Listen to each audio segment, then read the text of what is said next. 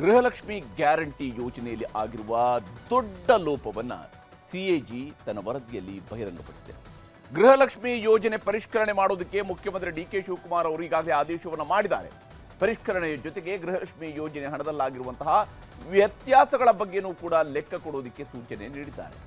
ಈಗ ಆ ರಿಪೋರ್ಟ್ ಸರ್ಕಾರದ ಕೈ ಸೇರಿದೆ. ರಾಜ್ಯದ ಗೃಹಲಕ್ಷ್ಮಿಯರಿಗೆ ಮನೆಯ ಯಜಮಾನಿಗೆ ತಿಂಗಳಿಗೆ 2,000 ರೂಪಾಯಿ ಕೊಡುವಂತಹ ಮಹತ್ವದ ಗೃಹಲಕ್ಷ್ಮಿ ಯೋಜನೆ. ಇದು ಕಾಂಗ್ರೆಸ್ ಸರ್ಕಾರ ಅಧಿಕಾರಕ್ಕೆ ಬರೋದಕ್ಕಾಗಿ ಮಹಿಳಾ ದಿನಾಚರಣೆಯ ದಿವಸದಂದೇ ಘೋಷಣೆ ಮಾಡಿದಂತಹ ಅತಿ ದೊಡ್ಡದಾದಂತಹ ಒಂದು ಘೋಷಣೆ. ಕಳೆದ 3 ವರ್ಷಗಳಿಂದ ಯಶಸ್ವಿಯಾಗಿ ಗೃಹಲಕ್ಷ್ಮಿಯರ ಖಾತೆಗೆ 75,000 ಕೋಟಿ ರೂಪಾಯಿಗೂ ಹೆಚ್ಚು ಹಣವನ್ನು ವರ್ಗಾವಣೆ ಮಾಡಲಾಗಿದೆ. ಈ ಮಧ್ಯೆ ಕಳೆದ ವರ್ಷ ಗೃಹಲಕ್ಷ್ಮಿ ಯೋಜನೆಯಲ್ಲಿ 5,000 ಕೋಟಿ ರೂಪಾಯಿಯಷ್ಟು ಹಣವನ್ನು ಖಾತೆಗಳಿಗೆ ಹಾಕಿಲ್ಲ ಅನ್ನೋದಕ್ಕೆ ಸಂಬಂಧಪಟ್ಟಂತೆ ಪ್ರತಿಪಕ್ಷಗಳು ಆರೋಪವನ್ನು ಮಾಡಿದ್ರು. ವಿಧಾನಮಂಡಲ ಅಧಿವೇಶನದಲ್ಲೂ ಕೂಡ ಲೋಪ ಆಗಿದ್ದನ್ನ ಅಂದಿನ ಮಹಿಳಾ ಮತ್ತು ಮಕ್ಕಳ ಕಲ್ಯಾಣ ಸಚಿವೆ ಲಕ್ಷ್ಮೀ ಹೆಬ್ಬಾಳ್ಕರ್ ಅವರು ಒಪ್ಪಿಕೊಂಡಿದ್ರು. ಅದಾದ್ಮೇಲೆ ಸರಿಪಡಿಸ್ತೀನಿ ಅಂತ ಖುಷಿ.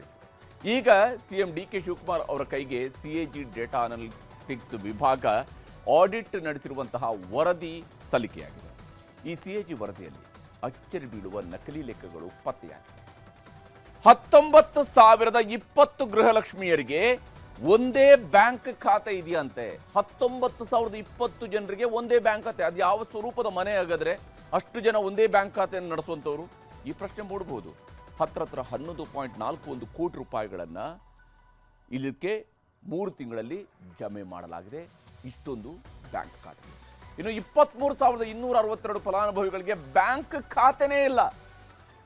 ಅದು ಹೇಗೆ ಡಿಬಿಟಿ ಆಗುತ್ತೆ ಇವರ ಖಾತೆಗಳಿಗೆ ಅಂತ ಗೊತ್ತಿಲ್ಲ. 23,262 ಫಲಾನುಭವಿಗಳಿಗೆ ಬ್ಯಾಂಕ್ ಖಾತೆನೇ ಇಲ್ಲ. ಇನ್ನು ಬ್ಯಾಂಕ್ ಖಾತೆ ಇಲ್ಲದೇ ಇದ್ರೂ ಕೂಡ 46.52 ಕೋಟಿ ರೂಪಾಯಿಗಳು ಸಂದಾಯ ಆಗಿದೆ. ಯಾವ ಮ್ಯಾಜಿಕ್ ಅನ್ನು ಇವರು ಮಾಡಿದ್ದಾರೆ ಗೊತ್ತಿಲ್ಲ. ಯಾವ ಸ್ವರೂಪದ ಮ್ಯಾಜಿಕ್ ಇಲ್ಲಿ ನಡೆದಿದೆ ಅಂತೇಳಿ ಗೊತ್ತಾಗಬೇಕಿದೆ. 8,995 ಗೃಹಲಕ್ಷ್ಮಿ ಖಾತೆಗಳಿಗೆ 2 ಸಲ ಹಣ ಹೋಗಿದೆ. ಫೆಬ್ರವರಿ ಮತ್ತು ಮಾರ್ಚ್ 2025ರಲ್ಲಿ ದುಡ್ಡೇ ಹೋಗಿಲ್ಲ. ಆದರೆ ಇಷ್ಟು ಖಾತೆಗಳಿಗೆ 2 ಸಲ ಹಣ ಹೋಗಿದೆ. ತಿಂಗಳಿಗೆ 1,80,00,000ದಂತೆ ಪದೇ ಪದೇ ಹಣವನ್ನು ಜಮೆ ಮಾಡಲಾಗಿದೆ.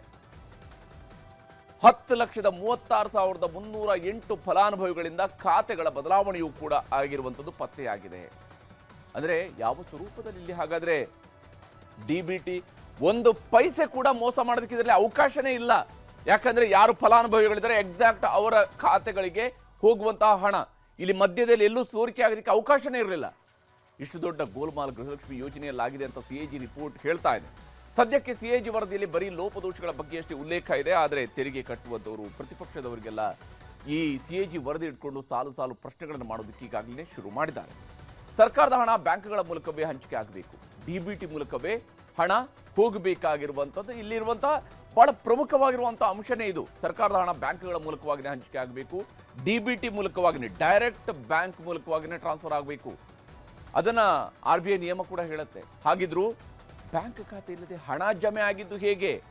ಯಾರಿಗಿದು ಹೋಗಿದೆ? ಹಾಗಾದ್ರೆ ಬ್ಯಾಂಕ್ ಖಾತೆ ಇಲ್ಲದೇನೆ ಹಣ ಯಾರಿಗೆ ಹೋಗಿದೆ? ಇವರಲ್ಲಿ ಎಷ್ಟು ಜನ ನೈಜ ಗೃಹಲಕ್ಷ್ಮಿ ಫಲಾನುಭವಿಗಳಿದ್ದಾರೆ? ಅವ್ರಿಗೇನಾದ್ರು ಕ್ಯಾಶ್ ಆ್ಯಂಡ್ ಕ್ಯಾರಿ ಅನ್ನೋದು ಪಾಲಿಸಿ ಏನಾದ್ರು ಇದರಲ್ಲಿ ಹೇಗೆ ಹೋಗೋದಕ್ಕೆ ಸಾಧ್ಯ ಇದು? ಹಾಗಿದ್ರೆ ಸರ್ಕಾರದ ಹಣ, ಜನರ ತೆರಿಗೆ ಹಣ ಏನಾಯಿತು?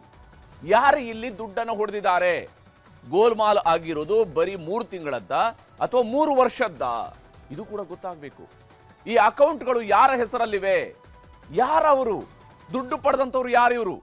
ಮಹಿಳಾ ಮತ್ತು ಮಕ್ಕಳ ಕಲ್ಯಾಣ ಇಲಾಖೆಯೇ ಕಳ್ಳಾಟ ಆಡಿದ್ಯಾ ಅನ್ನುವಂಥದ್ರ ಬಗ್ಗೆಯೂ ಕೂಡ ಬಲವಾದ ಅನುಮಾನ ಇಲ್ಲಿದೆ. ಯಾಕಂದ್ರೆ ಆ ಇಲಾಖೆನೇ ಇದರ ಉಸ್ತುವಾರಿ ಇರುವಾಗ ಅವ್ರಿಗೆ ಗೊತ್ತಿರೋದಿದೆಲ್ಲ ನಡೆಯೋಕ್ಕೆ ಸಾಧ್ಯನಾ? ಮಹಿಳಾ ಮತ್ತು ಮಕ್ಕಳ ಕಲ್ಯಾಣ ಇಲಾಖೆ ಮಾಹಿತಿಯನ್ನು ಮುಚ್ಚಿಟ್ಟಿದ್ದು ಯಾಕೆ? ಯಾಕಂದ್ರೆ ಅವ್ರಿಗೆ ಫೆಬ್ರವರಿ ಮಾರ್ಚ್ ತಿಂಗಳಿನಲ್ಲಿ ದುಡ್ಡು ಎಲ್ಲಿ ಹೋಗಿದೆ ಅಂತಲೇ ಗೊತ್ತಿಲ್ಲದಂಥವ್ರು ಇನ್ನು ಇಲ್ಲಿ ಯಾರ್ಯಾರ್ದೋ ಅಕೌಂಟ್ಗಳಿಗೆ ದುಡ್ಡು ಹೇಗೆ ಹಾಕಿದ್ದಾರೆ? ಬರೀ ಅಧಿಕಾರಿಗಳ ಕೈವಾಡನ? ರಾಜಕಾರಣಿಗಳು ಕೂಡ ಇದರಲ್ಲಿ ಶಾಮೀಲಾಗಿದ್ದಾರಾ? ಇವೆಲ್ಲವೂ ಕೂಡ ಪತ್ತೆಯಾಗಬೇಕಾಗಿದೆ.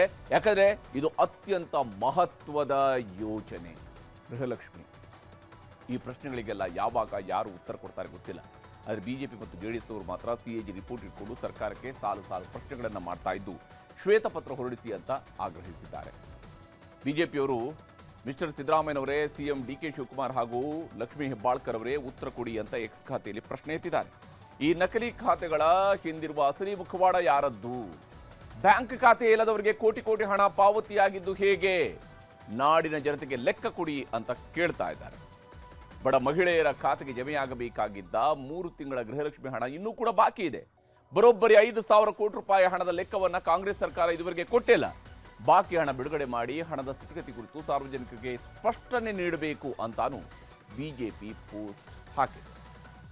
ಇದು ಗ್ಯಾರಂಟಿಗಳ ನೆಪದಲ್ಲಿ ಸರ್ಕಾರದ ಬೊಕ್ಕಸಕ್ಕೆ ಹಾಕಿರುವ ಕನ್ನ ಅಂತ ಜೆಡಿಎಸ್ ಆರೋಪ ಮಾಡಿದೆ. ಗೃಹಲಕ್ಷ್ಮಿ ಯೋಜನೆಯನ್ನು ಬಡವರಿಗಾಗಿ ಜಾರಿ ಮಾಡಿದೆಯೋ ಅಥವಾ ಕಾಂಗ್ರೆಸ್ ಪಕ್ಷದ ಚುನಾವಣೆ ಫಂಡ್ ಕಲೆಕ್ಷನ್ ಮಾಡಿಕೊಳ್ಳೋದಕ್ಕೆ ರೂಪಿಸಿದ್ದ ಅಂತ ಪ್ರಶ್ನೆಯನ್ನು ಎತ್ತಿದ್ದಾರೆ. ಗೃಹಲಕ್ಷ್ಮಿ ಯೋಜನೆ ಗೋಲ್ಮಾಲ್, ತಾಂತ್ರಿಕ ದೋಷದಿಂದ ಆಗಿಲ್ಲ, ವ್ಯವಸ್ಥಿತ ಭ್ರಷ್ಟಾಚಾರ ಅನ್ನಿಸ್ತಾ ಇದೆ. ನಾಪತ್ತೆಯಾದ 3 ಕಂತಿನ ಲೂಟಿ ಹಣ ಯಾರ ಜೇಬು ಸೇರಿತು? ಸರ್ಕಾರ ಕೂಡಲೇ ಈ ಹಗರಣದ ಬಗ್ಗೆ ಶ್ವೇತಪತ್ರ ಹೊರಡಿಸಬೇಕು ಅಂತ ಜೆಡಿಎಸ್ ಆಗ್ರಹಿಸಿದೆ.